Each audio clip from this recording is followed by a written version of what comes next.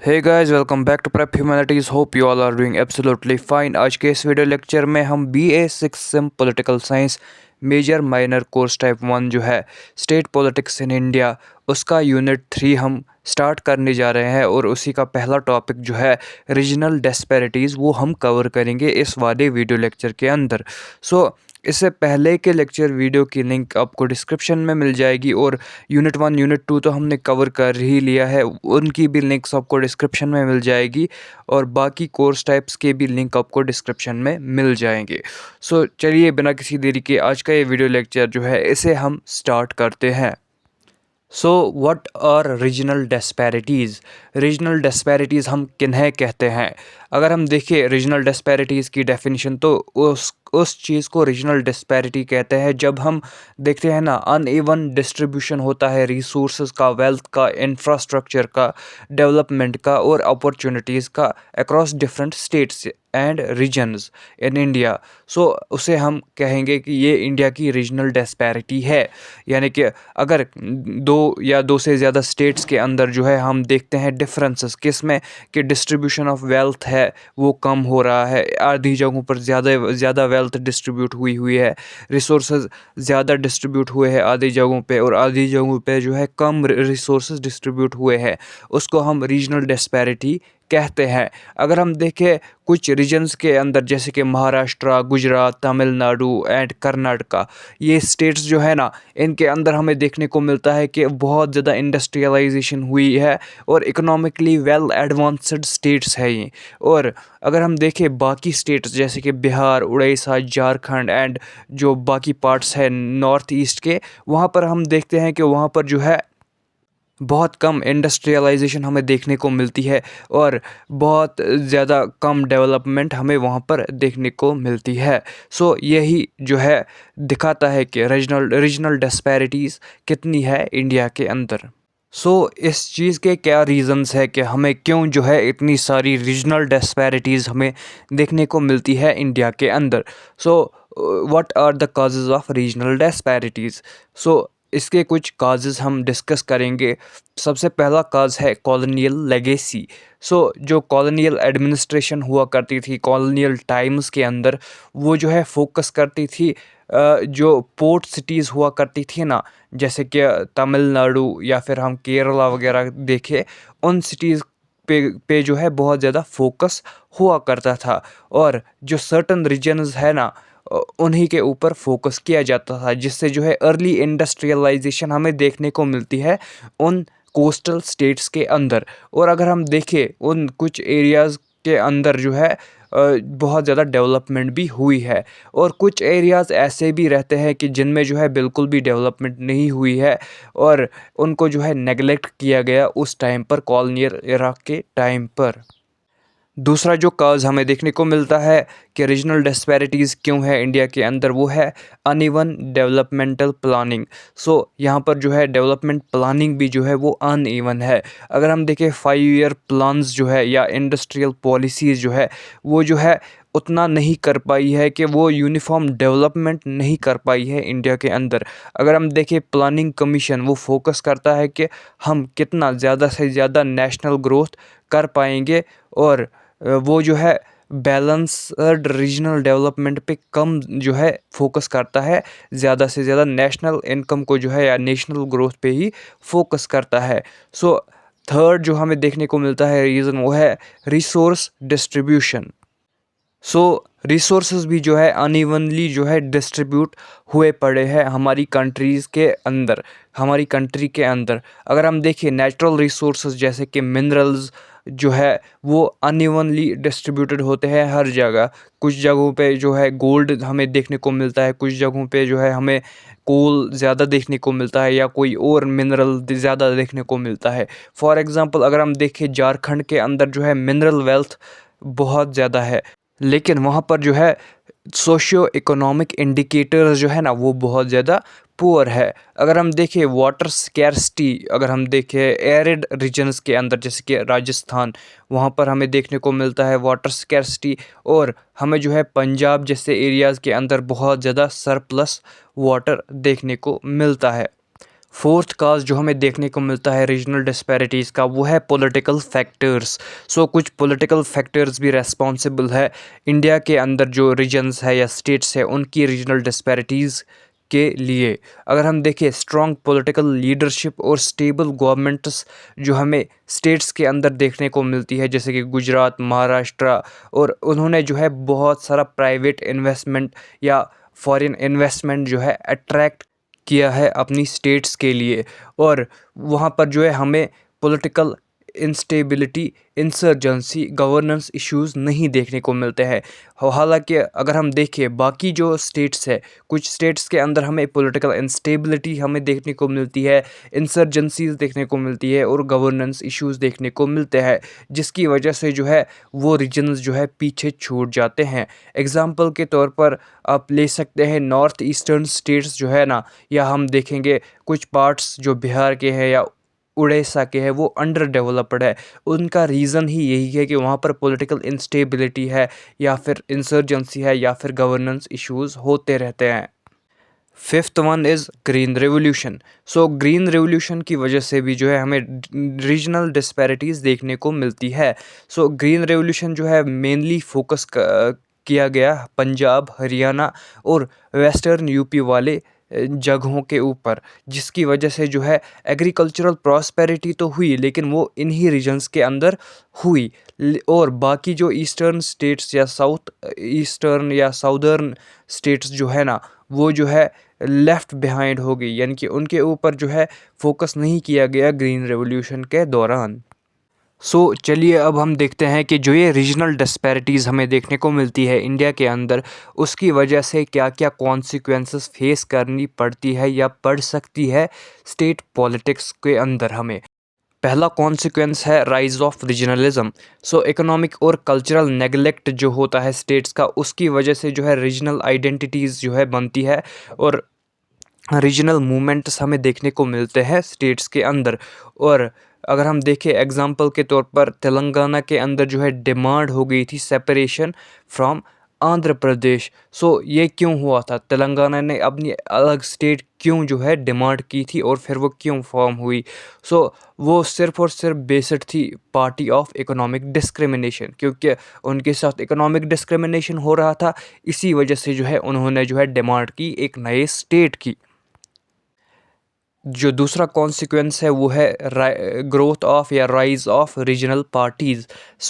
जो regional disparities देखने को मिलती है उसकी वजह से जो है रीजनल पार्टीज़ भी जो है हमें देखने को मिलती है, उनका राइज होता है। और जो डिस्पैरिटीज़ होती है वो कंट्रीब्यूट करती है रीजनल पार्टीज़ के राइज के लिए। फॉर एग्जांपल डीएमके या एआईएडीएमके तमिलनाडु की, वो जो है इसी वजह से राइज़ हुई है। अकाली दल जो पंजाब के अंदर है वो भी इसी वजह से राइज़ हुई है। और शिवसेना वगैरह इनका भी ग्रोथ हमें महाराष्ट्र के अंदर देखने को मिलता है, और बीजेडी उड़ीसा के अंदर। ऐसी जो रीजनल पार्टीज़ है उनका ग्रोथ हमें देखने को मिलता है रीजनल डिस्पैरिटीज़ की वजह से। थर्ड कॉन्सिक्वेंस हमें देखने को मिलता है वो है ऑटोनॉमी एंड सेशनिस्ट मूवमेंट्स। ये जो हमें देखने को मिलता है, ऑटोनॉमी की डिमांड होती है रीजनल डिस्पैरिटीज़ की वजह से, और हमें कुछ सेशनिस्ट मूवमेंट्स देखने को मिलते हैं, इंसर्जेंसीज देखने को मिली है हमें नॉर्थ ईस्ट के अंदर, नागालैंड, आसाम जैसे जो है स्टेट्स इनके अंदर। और हमें जो है सेपरेटिस्ट मूवमेंट्स देखने को मिलते हैं, जैसे कि हमें कश्मीर के अंदर देखने को मिला। इनका रूट काज जो है ना वो यही है कि उनको जो है फील होता है कि वो जो है कल्चरली एलियनेट किए जाते हैं और इकोनॉमिकली भी जो है एलियनेट किए जाते हैं। इसी वजह से जो है वो जो है इन सारे मूवमेंट्स का जन्म होता है इन स्टेट्स के अंदर। फोर्थ कॉन्सिक्वेंस जो हमें देखने को मिलता है रीजनल डिस्पैरिटीज़ की वजह से स्टेट पॉलिटिक्स के अंदर, वो है pressure on federal structure. Regional disparities की वजह से जो है जो फेडरल स्ट्रक्चर है हमारी कंट्री का, उस पे जो है प्रेशर बनता है। कैसे बनता है, जो स्टेट्स जो है वो डिमांड करते हैं स्पेशल कैटेगरी स्टेटस का और ज़्यादा से ज़्यादा ऑटोनॉमी का, ताकि इन स्टेट्स को जो है फाइनेंशियल ऑटोनॉमी और एडमिनिस्ट्रेटिव मैटर्स के अंदर ऑटोनॉमी मिल सके। जो फिफ्थ कॉन्सिक्वेंस हमें देखने को मिलता है रीजनल डिस्पैरिटीज़ का, वो है इलेक्टोरल इम्पैक्ट। सो रीजनल डिस्पैरिटीज़ की वजह से जो है हमें इलेक्शंस के अंदर भी जो है ट्रेंड्स जो है वो डिसाइड कर सकता है ये रीजनल डिस्पैरिटीज़। अगर हम देखें पॉलिटिकल मोबिलाइजेशन होती है इकोनॉमिक ग्रीवियंसेस के मुद्दों के ऊपर। फार्मर्स मूवमेंट जो है एग्जांपल के तौर पर आप ले सकते हो कि महाराष्ट्र के अंदर जो हुआ और आंध्र प्रदेश के अंदर जो हुआ, उसकी वजह से जो है फिर बाद में हमें जो इलेक्शन के आउटकम्स है ना वो डिफरेंट देखने को मिले और इनका जो है इफेक्ट रहा जो इलेक्शन के आउटकम्स है उनके ऊपर। चलिए अब हम देखते हैं कि ये जो रीजनल डिस्पैरिटीज़ है इनको जो है रिड्यूस करने के लिए क्या क्या स्टेप्स लिए गए। सबसे पहला स्टेप लिया गया वो था डेवलपमेंटल प्लानिंग। हमें जो है देखने को मिला सक्सेसिव 5 ईयर प्लान्स हमें देखने को मिले इंडिया के अंदर, जो एम कर रहे थे कि वो जो है इंटर रीजनल इम्बैलेंस को जो है रिड्यूस कर सके, जितना हो सके उतना रिड्यूस कर सके। और स्पेशल स्कीम्स हमें देखने को मिले बैकवर्ड रीजन्स के लिए, जैसे कि बैकवर्ड रीजन्स ग्रांट फंड जो है वो जो है एलोकेट किया गया। अगर हम देखें दूसरा जो स्टेप या मेजर लिया गया था रीजनल डिस्पैरिटीज़ को रिड्यूस करने के लिए, वो था फाइनेंशियल ट्रांसफ़र्स। जो फाइनेंस कमीशन है और जो प्लानिंग कमीशन है, नीति आयोग जिसे कहते हैं, ये जो है इसने रिकमेंड किया कि जो ट्रांसफ़र ऑफ फंड्स होगा ना वो अब होगा कि जो सेंटर है ना वही से जो है ट्रांसफ़र ऑफ फंड होगा लेस डेवलप्ड स्टेट्स के लिए। थर्ड जो मेजर लिया गया था वो था स्पेशल स्टेटस जो दिया गया था बाकी स्टेट्स को, जैसे कि जम्मू एंड कश्मीर के पास अर्लियर टाइम्स के अंदर जो स्पेशल स्टेट्स था 370 के अंडर, और नॉर्थ ईस्टर्न स्टेट्स और जो बाकी स्टेट्स है उनको भी जो है स्टेटस दिया गया था, ये स्पेशल स्टेटस, ताकि वो फाइनेंशियल एंड एडमिनिस्ट्रेटिव कंसेशंस जो है एक्सेस कर पाए और अवेल कर पाए। रीजनल डिस्पैरिटीज़ को कम करने के लिए जो फोर्थ स्टेप लिया गया वो था infrastructure development. Government of India जो है उन्होंने बहुत सारे प्रोग्राम्स जैसे कि the golden quadrilateral, Sagarmala and Bharatmala, ऐसे जो प्रोग्राम्स हैं रन किए, जो एम कर रहे थे कि वो इम्प्रूव करेंगे कनेक्टिविटी को, बैकवर्ड रीजन्स की जो कनेक्टिविटी है उनको इम्प्रूव किया जाएगा। और फिफ्थ जो मेजर हमें देखने को मिल रहा वो था decentralisation and panchayat raj. 73rd and 74th amendment acts जो लाए गए उसके अंडर जो है डिसेंट्रलाइजेशन हुई, पावर्स जो है ज़्यादा दिए गए, जो लोकल बॉडीज़ है या पंचायत्स है उनको ज़्यादा जो है पावर्स दिए गए इन अमेंडमेंट्स के अंदर। इससे जो है ग्रास रूट डेवलपमेंट हमें देखने को मिली और ग्रास रूट डेमोक्रेसी भी जो है स्ट्रेंथन देखने को मिली, हमें उसका स्ट्रेंथन होना हमें देखने को मिला। इतना सब तो हमने देख लिया, तो क्या है करंट सिनारियो रीजनल डिस्पैरिटीज़ का और क्या क्या चैलेंजेस फेस करनी पड़ती है इंडिया को ड्यू टू रीजनल डिस्पैरिटीज़। अगर हम देखें करंट चैलेंजेस जो है इंडिया के लिए या करंट सिनारियोज जो है वो है southern and north eastern divide जो है हमें देखने को मिलता है। साउदर्न स्टेट्स जो है उनको जो है हायर लिटरेसी रेट है और बेटर एचडीआई है compare to Bihar, MP, Rajasthan and UP. इन जैसे जो स्टेट्स है इनसे जो है बहुत अच्छा परफॉर्म कर रही है साउदर्न स्टेट्स। अगर हम देखें ईस्ट वर्सेस वेस्ट डिवाइड हो गया है इस इंडिया का, कैसे हुआ, जो वेस्टर्न स्टेट्स है जैसे कि महाराष्ट्र एंड गुजरात वो जो है इंडस्ट्रियली जो है एडवांस हो रही है as compared to the eastern states जैसे कि उड़ीसा और झारखंड। एक और हमें डिवाइड देखने को मिलता है वो है अर्बन वर्सेस रूरल डिवाइड। अगर हम देखें विद इन स्टेट भी जो है डिवाइड्स हमें देखने को मिलते हैं। सिटीज़ जैसे कि बेंगलुरु, हैदराबाद, मुंबई, वहाँ पर जो है हमें प्रॉस्पेरिटी देखने को मिलती है, और जो रूरल हिंटरलैंड्स है वहाँ पर हमें जो है बैकवर्डनेस अभी भी देखने को मिलती है। फिस्कल फेडरलिज्म चैलेंजेस हमें देखने को मिलता है। जीएसटी और सेंटर का कंट्रोल जो है टैक्सेशन के ऊपर जो जीएसटी के बाद आया उससे जो है डिबेट्स हमें देखने को मिलती है फिस्कल ऑटोनॉमी ऑफ स्टेट के ऊपर। तो स्कॉलर्स का क्या पर्सपेक्टिव है रीजनल डिस्पैरिटीज़ के ऊपर? फर्स्ट अगर हम देखें पर्सपेक्टिव वो दिया गया है योगेंद्र यादव और सुभाष पल शिखर के द्वारा। सबसे पहला जो पर्सपेक्टिव है ये, और ये मेंशन करते हैं कि स्टेट पॉलिटिक्स अगर हम देखें प्रेजेंट टाइम के अंदर, उसने जो है एक नया ही रिदम जो है एक्वायर कर लिया है इंडिपेंडेंट ऑफ नेशनल पॉलिटिक्स, यानी कि स्टेट पॉलिटिक्स अब जो है इंडिपेंडेंट हो गई है नेशनल पॉलिटिक्स से। अगर हम देखें रीजनल डिस्पैरिटीज़ हमें देखने को मिलती है, जिसकी वजह से जो है डीपन हो रही है पॉलिटिकल फ्रेगमेंटेशन इंडिया की, और इससे जो है लोकलाइज्ड पॉलिटिकल आइडेंटिटीज़ और लोकलाइज्ड पॉलिटिकल मूवमेंट्स का जो है राइज देखने को मिल रहा है। और दूसरा perspective Iqbal Narain and Myron Weiner का है, और इनका ये कहना है कि इन्होंने कुछ प्रोवाइड किए थे अपने फ्रेमवर्क्स, जिनके बारे में हमने ऑलरेडी डिस्कस किया हुआ है, और वो फ्रेमवर्क्स वाले जो है पोर्शन में हमने कवर कर लिया है।